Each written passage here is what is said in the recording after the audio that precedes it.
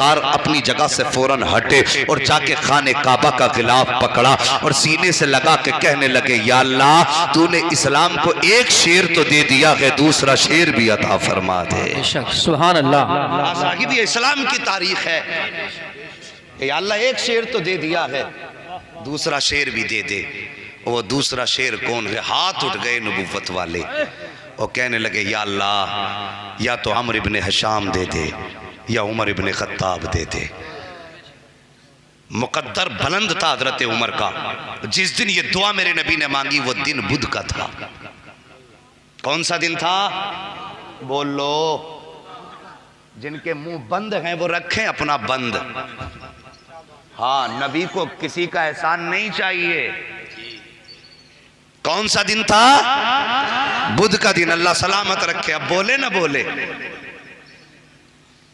بدھ کا دن امیر حمزہ ایمان لائے، مکے میں باتیں ہونے لگی، کہنے لگے اب اسلام کیسے روکا جائے؟ اب تو حمزہ بھی ایمان لے آئے، اور امیر حمزہ کی بہادری کے آگے کسی میں دم تھا کہ ٹک جاتا؟ بڑے اچھے اچھوں کے پسینے چھوٹتے تھے۔ لوگ کہنے لگے اب تو اسلام اور تیزی سے بڑھے گا۔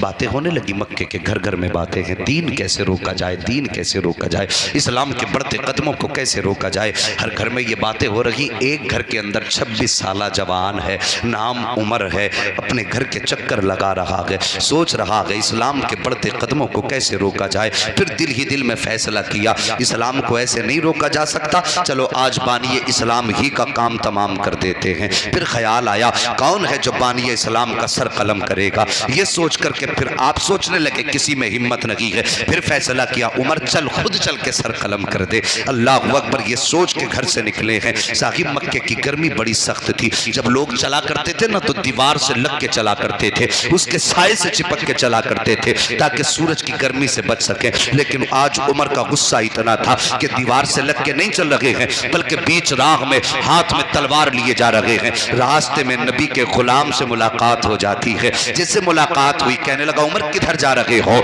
کہا کہ بانی اسلام کا سر قلم کرنے جا رہا ہوں۔ ابھی جس نے ٹوکا ہے ان کا اسلام ظاہر نہیں ہوا ہے، چھپ کر کے اسلام کا انہوں نے کلمہ پڑھا، دین انہوں نے حاصل کیا ہے۔ اللہ اکبر، کدھر جا رہے ہو؟ بانی اسلام کا سر قلم کرنے۔ اتنا سنا دیوانہ ہنسنے لگا۔ بانی اسلام کا سر قلم کرنے؟ کہا ہاں۔ کہا ان کا سر قلم کرنے جا رہے ہو، پہلے اپنے گھر کی بھی خبر لے لو۔ اتنا سنا کہنے لگے کس گھر کی بات کرتے ہو؟ کہا جس نبی کا تم سر کاٹنے جا رہے ہو تمہاری بہن اسی کے نبی کے نام پہ اپنی جان کا سودا کر بیٹھی ہے۔ جس نبی کا سر قلم کرنے جا رہے ہو تمہارا بہنوئی بھی اسی کے نام پر اپنی جان کا سودا کر بیٹھا ہے۔ اب جو غصہ نبی کی ذات پر تھا وہ پلٹ گیا بہن بہنوئی کی طرف۔ آئے بہن کے دروازے پہ دستک دی، اندر سے قرآن کی آواز آئی۔ ایک طریقہ ہوتا ہے پیار سے دروازہ بجانے کا، ایک ہوتا غصے میں دروازہ بجانے کا۔ غصے میں دروازہ بجایا، بہن سمجھ گئی عمر آ گئے ہیں، آواز دے کے کہنے لگے دروازہ کھول۔ فوراً بہن نے دروازہ کھولا۔ جو قرآن پڑھا رہے تھے ان کو چھپا دیا گیا۔ بہن نے دروازہ کھولا، عمر نے نہ آؤ دیکھا نہ تاؤ دیکھا، بہن پہ وار شروع کر دیے، مارنا شروع کیا۔ بہن پٹتی جا رہی ہے، نبی نبی کی صدائیں لگاتی جا رہی ہے، پٹتی جا رہی ہے۔ آخر میں جب خون بہنے لگا، بہن نے کہا تھا عمر جیسی اتنا کہا عمر، حضرت عمر کے ہاتھ تھم جاتے ہیں۔ حضرت عمر سوچ رہے تھے شاید اب مجھ سے کرم کی بھیک مانگے گی، یہ کہے گی عمر رحم کر دے، جو تو کہے گا وہ ہوگا۔ لیکن حیرت نہ رہی عمر کو۔ اللہ اکبر، عالم عجیب تھا، جیسی ہاتھ عمر کے رکے ہیں۔ حضرت عمر کی بہن نے کہا تھا عمر کیا سمجھ رہے ہو، کیا تم سے میں اپنے اوپر کرم کی بھیک مانگوں گی؟ کہا کہ پھر کیوں روکا گیا ہے؟ تب حضرت عمر کی بہن نے کہا تھا سنو عمر، تم بھی خطاب کے بیٹے ہو، میں بھی خطاب کی بیٹی ہوں، تم عمر ابن خطاب ہو، میں فاطمہ بنت خطاب ہوں۔ اگر جرت تمہیں آتی ہے تو جرت مجھے بھی آتی ہے۔ اگر تم نے یہ سوچا ہے کہ اس وقت تک ماروں گا جب تک دامن نہیں چھوڑے گی تو میرا بھی یہ فیصلہ ہے، جان دے سکتی ہوں دیا ہوا ایمان ہے۔ نعرہ تکبیر، نعرہ رسالت، مسلک اعلی حضرت عظمت اسلام۔ مفتی صاحب اسلام کی فطرت میں قدرت نے لچک دی ہے، جتنا کہ دباؤ گے اتنا ہی ابھرے گا۔ کیا بات ہے بھائی، اللہ اکبر کا عمر، تو عمر ابن خطاب ہے، میں فاطمہ بنت خطاب ہوں، سوچ لے کیا کرنا ہے۔ نہ میں اپنا ارادہ بدل سکتی ہوں نہ تو اپنا ارادہ۔ حضرت عمر نے اتنا سنا کہنے لگے فاطمہ، عمر وہ ہے جس کے سامنے مکے کا بڑا بڑا سردار نہیں بولتا، تو بتا تجھے یہ جرت کس نے دی ہے؟ تو عورت ہو کے اتنی بول رہی ہے؟ حضرت فاطمہ بنت خطاب نے کہا تھا عمر تو نے میرے محبوب کا چہرہ صحیح سے دیکھا نہیں ہے، بے شک کیا بات ہے، اگر دیکھ لے گا یہ سوال ہی نہیں کرے گا۔ بے شک۔ اللہ اکبر، اتنا سننا تھا، عمر کے دل میں عجیب کیفیت طاری ہوئی، کہنے لگے بہن پھر بتا وہ قرآن کون سا ہے جسے تو پڑھ رہی تھی، مجھے بھی دے، میں بھی دیکھنا چاہتا ہوں۔ ہاں ثاقب اب قرآن کا معجزہ دیکھو، یہاں تک فاطمہ بنت خطاب کا کمال ہے، اب قرآن کا کمال دیکھیے۔ کہا بہن بتا تو صحیح، لا وہ قرآن مجھے دے دے۔ اتنا سنا بہن کہتی ہے عمر تو ناپاک ہے، ہمارا قرآن پاک ہے، ناپاک آدمی پاک قرآن کو ہاتھ نہیں لگا سکتا ہے، اگر قرآن کو چھونا چاہتے ہو تو غسل کرنا پڑے گا۔ کہا بتا غسل کیسے کیا جاتا ہے؟ خطاب کی بیٹی فاطمہ نے غسل کا طریقہ بتایا ہے۔ اب عمر غسل کر رہے ہیں، غسل میں صرف میل نہیں دھل رہا تھا، عمر کے دل کا کفر بھی دھلتا جا رہا ہے، کفر بھی دھل رہا ہے۔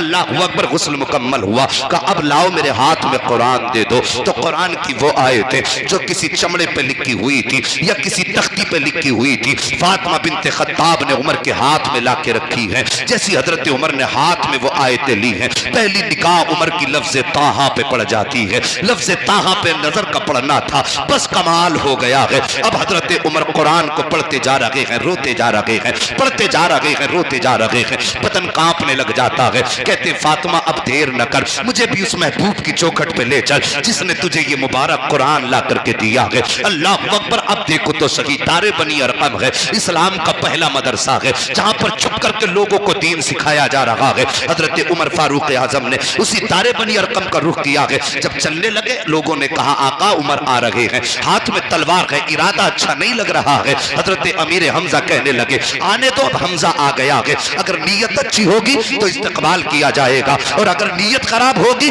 تو گردن بھی اسی کی ہوگی، تلوار بھی اسی کی ہوگی، اسی کی تلوار سے اسی کی گردن قلم کروں گا۔ یہ کہنے کے بعد حضرت امیر حمزہ چپ ہو جاتے ہیں۔ اتنے میں حضرت عمر دروازے پہ آئے ہیں، جیسی آیت دستک دی ہے، دروازہ کھلا، پہلا قدم عمر نے رکھا تھا کہ دو صحابہ آگے بڑھے ہیں، انہوں نے دونوں بازوؤں سے حضرت عمر کو پکڑا۔ میرے نبی نے فرمایا چھوڑ دو عمر کو۔ جب چھوڑ دیا گیا، عمر قریب آئے ہیں، میرے نبی اپنی جگہ سے اٹھ کے کھڑے ہوئے ہیں، اور اٹھنے کے بعد آپ نے اپنا دانا ہاتھ حضرت عمر کے دل کے اوپر رکھا، اور رکھنے کے بعد فرمایا تھا اسلم یا عمر، اے عمر اسلام قبول کر لے، اے عمر اسلام قبول کر لے۔ اتنا کہنا تھا، قدم پکڑ کے رونے لگ جاتے ہیں، کہتے محبوب آپ کلمہ پڑھنے کی بات کرتے ہو، آج کے بعد عمر آپ کے قدموں سے جدا نہیں ہوگا۔ اللہ اکبر، حضرت عمر نے کلمہ پڑھا ہے۔ اس کے بعد اگلا سوال میرے نبی سے کرتے ہیں، یا رسول اللہ بتائیے کیا ہمارا دین سچا ہے؟ میرے نبی نے فرمایا تھا ہاں۔ کیا ہمارا قرآن سچا ہے؟ نبی نے فرمایا ہاں۔ پھر حضرت عمر نے کہا تھا یا رسول اللہ جب ہم سچے ہیں